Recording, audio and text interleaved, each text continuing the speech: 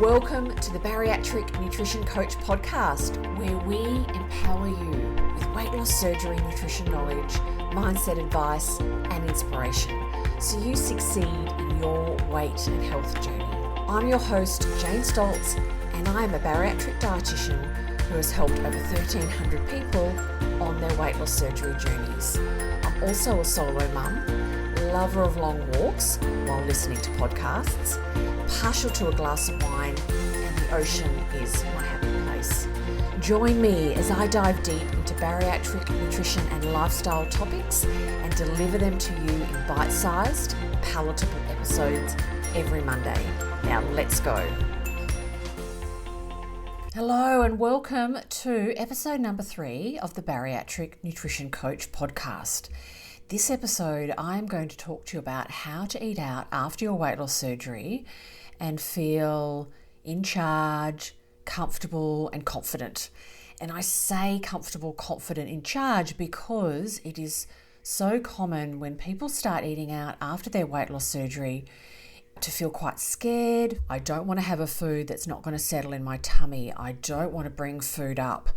All of those things are really valid and common fears about eating out after weight loss surgery, as well as being tempted and wanting to stay on track. Are people going to notice I'm not eating as much as other people? All of those fears and concerns are really common. So I'm going to share with you 5 tips that will help you tackle your eating out after weight loss surgery in a more confident way and stay on track.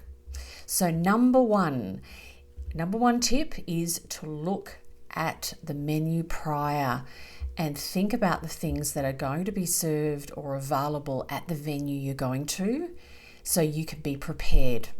So if you're going to a restaurant or a cafe or somewhere you know, or somebody's house, and you know the types of food that are going to be served, wonderful. You can have a sense of the options that are going to be the best options for you. You can keep those in mind.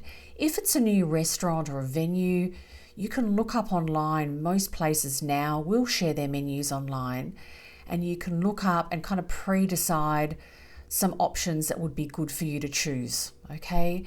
And that can be really great because often if you're eating out and, socializing, there's lots going on, lots of chatting, and you can not be in that right place to make the best decision. It can be all quite distracting. So being prepared is really a great thing to do. The first tip is looking at your menu prior.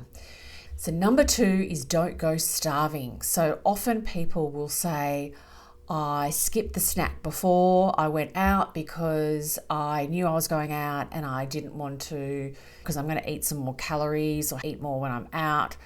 But we don't want to do that. We want to keep in our regular eating schedule. And the reason why we want to do that is when you're really hungry, when you're really starving, it is really challenging to eat slowly and stop when you're satisfied. We've all had experiences of being quite hungry. Sometimes you know you're really hungry, or other times you start eating and you're eating really quickly.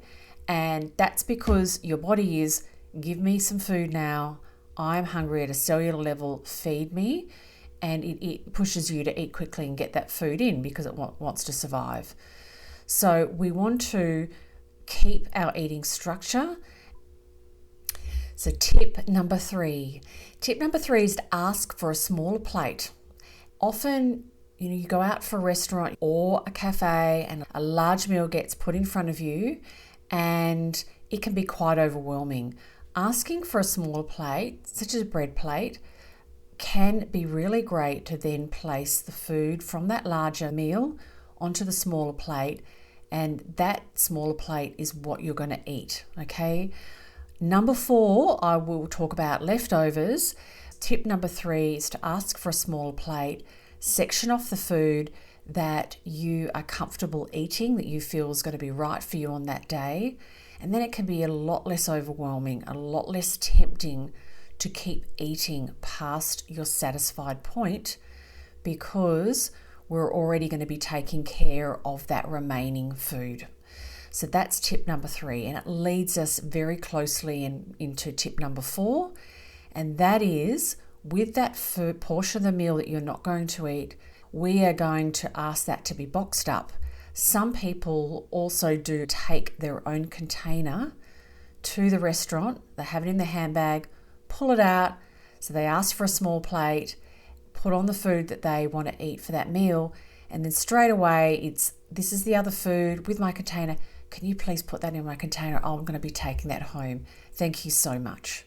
So number 3 and number 4, tips 3 and 4 are very closely linked, but you can use them separately, but obviously great together.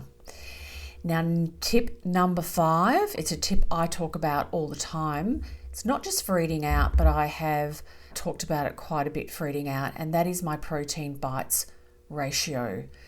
So often sitting down to tackle a meal, wanting to really focus on protein because you know that is really important for keeping on track, it can feel quite overwhelming and challenging, especially if you're used to weighing food out and managing your own portions on your plate.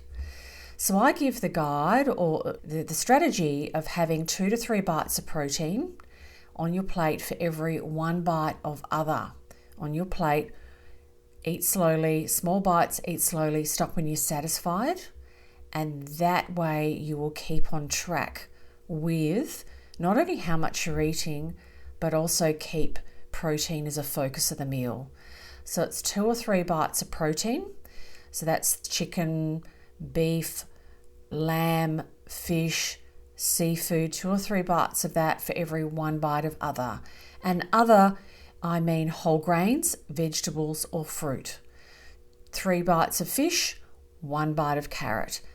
2 bites of chicken, 1 bite of pumpkin.